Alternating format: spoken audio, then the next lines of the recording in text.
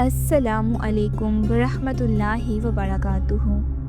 کیا آپ جانتے ہیں یہ حدیث ہمیں اسلام کی بنیاد اور اصل مقصد سمجھاتی ہے۔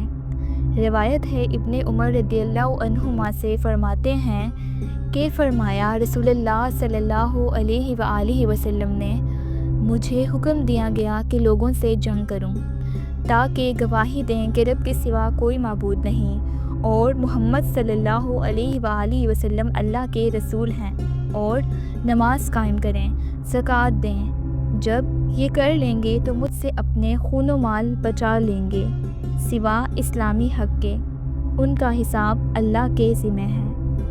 وضاحت: یہ حدیث ہمیں بتاتی ہے کہ اسلام تلوار یا جبر کا مذہب نہیں بلکہ ہدایت اور عدل کا دین ہے۔ رسول اللہ صلی اللہ علیہ وآلہ وسلم کو جنگ کی اجازت صرف اس لیے دی گئی کہ لوگ اللہ کی توحید کو پہچانیں، محمد صلی اللہ علیہ وآلہ وسلم کی رسالت کو مانیں، نماز قائم کریں اور زکوٰۃ ادا کریں۔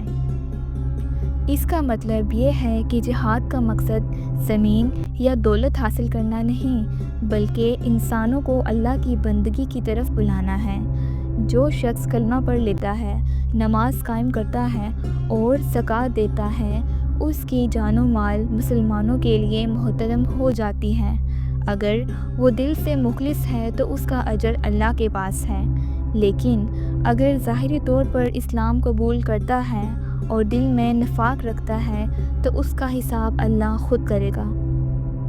یہ حدیث مبارکہ ہمیں یہ بھی سمجھاتی ہے کہ دین کی اصل پہچان کلمہ، نماز اور زکوٰۃ ہے، اور یہ کہ اللہ تعالیٰ کے دین میں عدل اور حکمت ہے، نہ کہ ظلم اور جبر۔